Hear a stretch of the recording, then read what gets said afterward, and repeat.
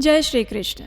જ્યારે જ્યારે આ જગતમાં ભક્ત અને ભગવાનની અપાર ભક્તિ વિશે વાત થાય છે ત્યારે સૌ પ્રથમ અપાર ભક્તિ કરનાર ભક્ત હનુમાનજીનું સ્મરણ થાય છે. બાળકોથી લઈને વૃદ્ધ સૌના મુખ પર એક જ નામ હોય, સંકટમોચન હનુમાન. હનુમાનજીએ ભગવાન શ્રી રામની અપાર ભક્તિ કરી, ચારેય યુગમાં અમરતા પ્રાપ્ત કરી છે. આ કળિયુગમાં પણ તે સાક્ષાત સ્વરૂપે હયાત છે, જે આજે પણ પોતાના ભક્તોની ગમે તેવી કપરી પરિસ્થિતિમાં પણ રક્ષા કરે છે. સંકટમોચન વીર હનુમાનજી પોતાની ભક્તિ, બળ, બુદ્ધિના કારણે ચારેય યુગમાં પૂજનીય છે. તુલસીદાસજીએ પણ કહ્યું છે કે સંકટ કટે મિટે સબ પીરા, જપત નિરંતર હનુમત વીરા. એટલે કે હનુમાનજીમાં દરેક કષ્ટ, તાપને દૂર કરવાની ક્ષમતા છે. આ કળિયુગમાં પણ પોતાના ભક્તોની દરેક પીડાઓને તે હરી લે છે. હિન્દુ ધર્મમાં હનુમાનજીનો જન્મ મહોત્સવ ખૂબ જ મોટો અને ધાર્મિક પર્વ ગણાય છે. ચૈત્ર માસની પૂર્ણિમાનો દિવસ એટલે કે હનુમાનજીની જન્મતિથિ. હિન્દુ ધર્મમાં હનુમાનજી જન્મોત્સવનો પર્વ ખૂબ જ ધામધૂમથી ઉજવવામાં આવે છે. પ્રભુ શ્રી રામના પરમ ભક્ત હનુમાનજીની જન્મતિથિ 23 એપ્રિલ મંગળવારે આવી રહી છે. 23 એપ્રિલ મંગળવારે સવારે 3:25 શરૂ થશે અને 24 એપ્રિલ બુધવારે સવારે 5:18 સમાપ્ત થશે. પૂજાનું શુભ મુહૂર્ત 23 એપ્રિલ મંગળવારે સવારે 9:03 લઈને બપોરે 1:58 સુધી છે અને બીજું શુભ મુહૂર્ત 10:41 થી બપોરે 12:20 દરમિયાનનું રહેશે. સંકટમોચન હનુમાનજીની આ દિવસે વિધિ વિધાન સાથે પૂજા અર્ચના કરવાથી ભક્તોના બધા જ સંકટો દૂર થાય છે, બધી બાધાઓ દૂર થાય છે અને શ્રી હનુમાનજી પોતાના ભક્તોની દરેક મુશ્કેલીમાં રક્ષા કરે છે. હિન્દુ ધર્મમાં હનુમાન જયંતીનું વિશેષ મહત્વ છે. આ પર્વને શક્તિ, ભક્તિ અને નિષ્ઠાનું પ્રતીક માનવામાં આવે છે. આ દિવસે હનુમાનજીની વિશેષ વિધિપૂર્વક પૂજા કરવાથી વ્યક્તિ દરેક પ્રકારની બાધાઓમાંથી મુક્ત થાય છે અને સુખ સમૃદ્ધિની પ્રાપ્તિ થાય છે. તેમજ કુંડળીમાં મંગળ ગ્રહની સ્થિતિ પણ મજબૂત થાય છે.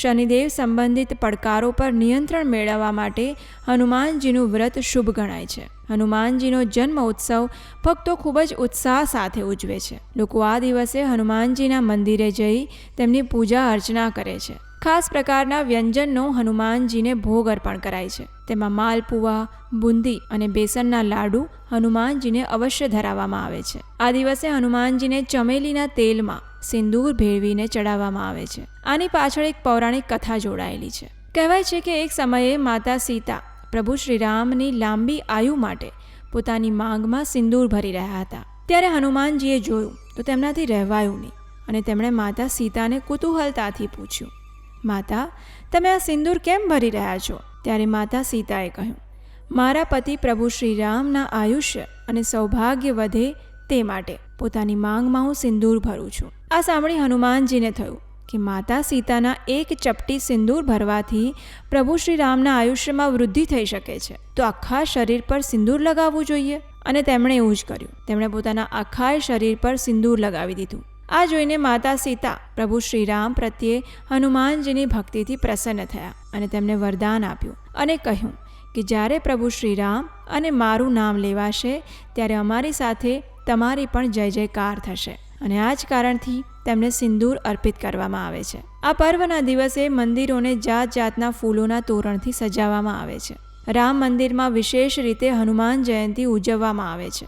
સંપૂર્ણ ભારત વર્ષમાં હનુમાનજીના નાના મોટા મંદિરો અને દેરીઓમાં આ દિવસે હનુમાન જયંતીના ઉપલક્ષમાં હોમ, હવન, યજ્ઞ, સુંદરકાંડના પાઠ, હનુમાન ચાલીસાના પાઠ, રામરક્ષા સ્તોત્ર, મહાઆરતી, બટુક ભોજન, રામધૂન, ભજન સહિત અનેક વિવિધ ધાર્મિક કાર્યક્રમોનું આયોજન કરવામાં આવે છે. આ વર્ષે ખૂબ જ સારો સંયોગ બની રહ્યો છે, કેમ કે આ વર્ષે હનુમાન જયંતી મંગળવારે આવી રહી છે અને એવું કહેવાય છે કે હનુમાનજીનો જન્મ પણ મંગળવારે જ થયો હતો. તેથી જ્યારે મંગળવાર અને શનિવારે હનુમાન જયંતી આવે છે ત્યારે તેનું મહત્ત્વ ઘણું વધી જાય છે, કેમ કે આ બંને દિવસે હનુમાનજીને સમર્પિત છે. આ દિવસે હનુમાનજીને વિશેષ આકર્ષક શૃંગાર કરવામાં આવે છે.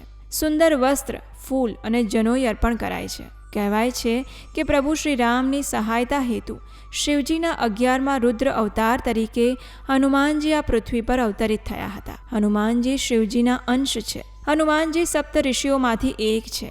જે પૂર્ણ સ્વરૂપે આજે પણ આ ધરતી પર ઉપસ્થિત છે, જે પોતાના ભક્તોની મનોકામના પૂર્ણ કરે છે.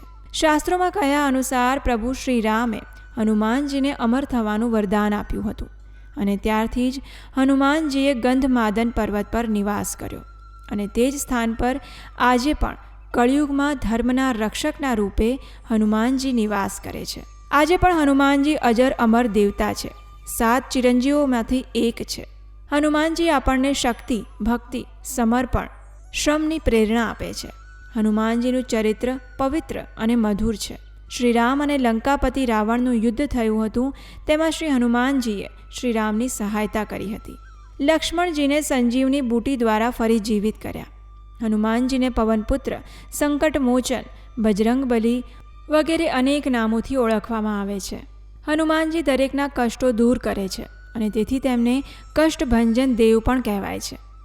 સંકટમોચન હનુમાનજી પોતાના ભક્તો પર આશીર્વાદની વર્ષા કરતા રહે છે.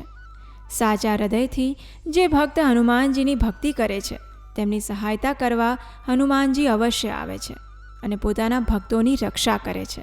તેમના જીવનની બધી જ દુઃખ તકલીફો દૂર કરી જીવનમાં આવતી બધી જ બાધાઓમાંથી મુક્તિ અપાવે છે.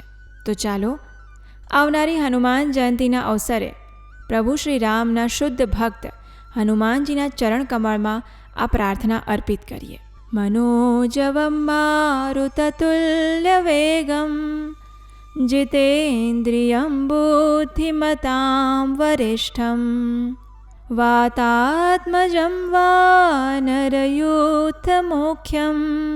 શ્રીરામદૂતમ શરણં પ્રપદ્યે.